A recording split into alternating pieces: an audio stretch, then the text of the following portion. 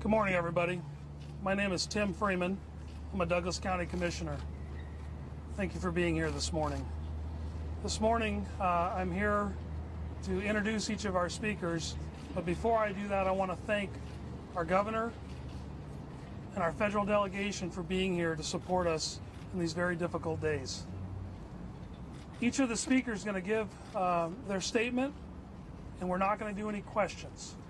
We're here today to let this federal delegation have a chance to explain their thoughts, and as time goes by, we'll have more opportunity to understand more what's happened and have further dialogue. So the first speaker I'd like to introduce, and I'm very thankful for the governor for being here and coming down yesterday to help with this really difficult situation, is Governor Brown. Governor? Thank you. Thank you, Commissioner Freeman, and thank you for your leadership yesterday. All of Oregon stands with Umpqua Community College and the city of Roseburg. I am proud of how the Roseburg community pulled together to care for and comfort each other during this horrific crisis. I want to thank our police, our firefighters, our dispatchers, our emergency medical personnel, and all those at the college for their heroic efforts yesterday. Oregon has worked continuously to prevent these kind of tragedies, but they continue to happen here and across the nation. And it is going to keep happening until we decide we want them to stop. There is no single solution that will prevent every shooting, but we must and we will do better to prevent these types of senseless violence. This is a conversation that we will have, but today is not the day. Today, we must be focused on providing the support and condolences and help this community heal. As we move forward, we can honor the lives lost at Umpqua Community College best by remembering what it means to be a caring community, to demonstrate more kindness, respect each other more, and take the time to truly connect to the people around us. This is a very difficult time for all of us, and of course, especially those here in Douglas County, whose lives and families were changed by the events of yesterday. One person's deranged act may have indeed broken all of our hearts, but he cannot prevent our hearts from growing back bigger and stronger and more committed to the Oregon that we all love so very much. Thank you.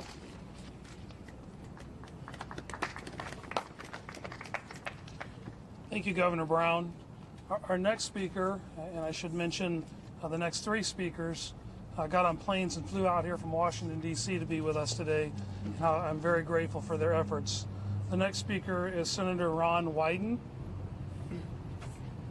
In the last 24 hours, Oregonians struggled with unspeakable tragedy, grieved for the victims and the families and loved ones, and gave a big, big thanks to our courageous first responders.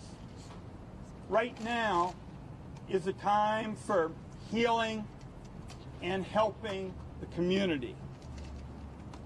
For the future, it is clear that it does have to be about more than words and good intentions if this carnage is to finally end.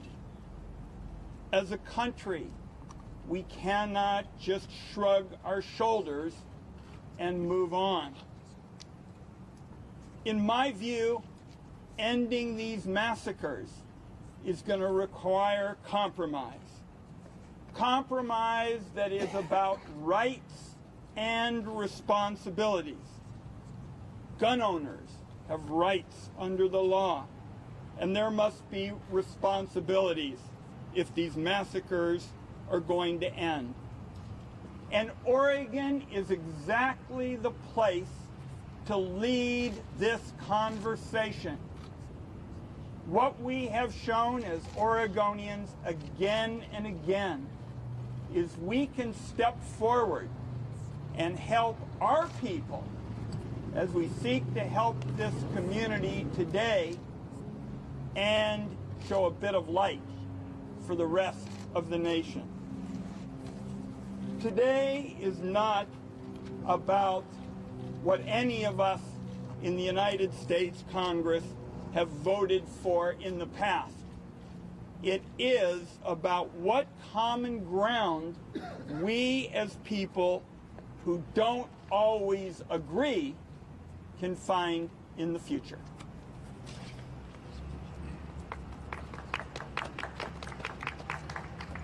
Thank you, Senator. Next we have Senator Berkeley.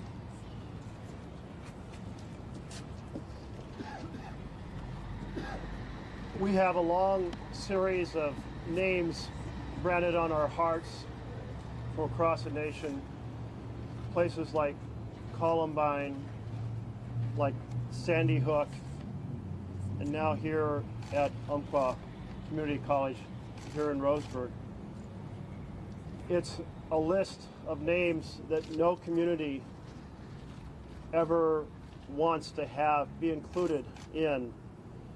And at this moment, this horrific, this senseless act has broken hearts, every heart here. This is a small community. It's a community where everyone knows someone who was hurt or killed yesterday. The community has come together in an extraordinary fashion. The first responders responded quickly and competently. The sheriff, the county commissioners, and the mayor and the city manager all jumped in to make decisions in a flash to respond and address the situation. They did an incredible job, but there is no response that can repair the broken hearts. You know, yesterday, when I walked back from the Capitol to the Hart Senate office building, I was told there's been a tragedy in Oregon. There's been a mass shooting in Oregon. And Senator, it's from your home county, from Douglas County. I have a special place in my heart for this county. I was born in Myrtle Creek, just south of here, and when I was about 2, we moved here to Roseburg. I went to first grade here.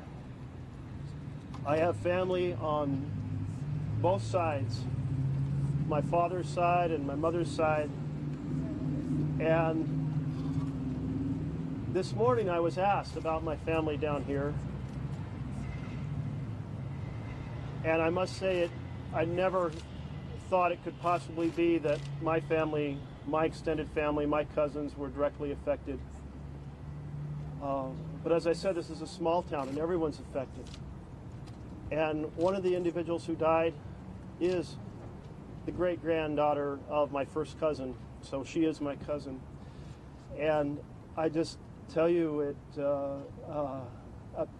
every heart is damaged and broken, and this community is coming together to embrace each other, to exercise the companionship, the love, the affection.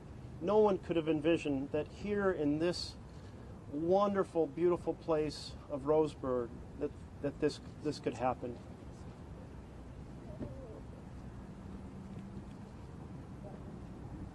It is going to give us all food for thought.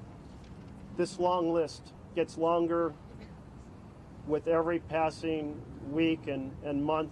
We've had 18 school shootings here in 2015.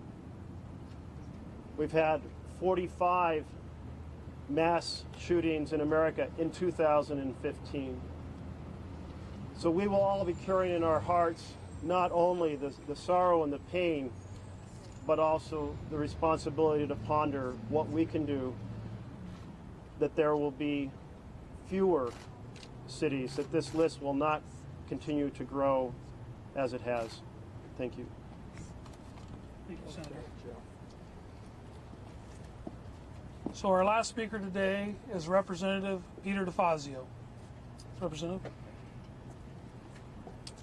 Well, here, approximately 25 hours after this tragedy, this is a day for us to mourn those who died and to give as much as we can, our hearts and our prayers, to their family and their friends, and to pray for those who are still in the hospital, and then for this community, for the college, for the town, for the townspeople.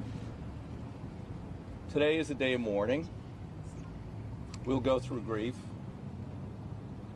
We'll have memorials, and then there will come a time when we have all the facts from the investigation, which is ongoing, that we may find discrete ways to deal with problems such as this in the future. Unfortunately, this is not the first time that I've spoken at a news conference like this. Thurston took place 2 miles from my home.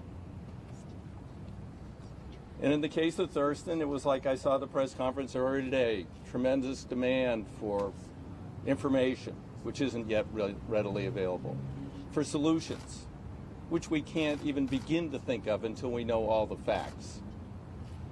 And the impatience. This is not a time to be impatient. It's a time first to come together in solidarity and to give what solace we can to those who have lost so much. There will come a time where we'll move forward with ideas and solutions, and I expect this delegation, with the support of these local officials and with our governor, to move together in unison. But that is not today. That's for the future. Thank you. Maybe step right here. I'd like everybody to come in close here, please. Ladies and gentlemen, thank you for being here today. On behalf of the Board of Commissioners, I want to thank this group of people that has responded at all levels of government, city, county, state, federal, the tribes here helping us. And I really want to thank the first responders that are behind us. We are all here to support the victims and families of this horrible incident. Thank you. Come with me.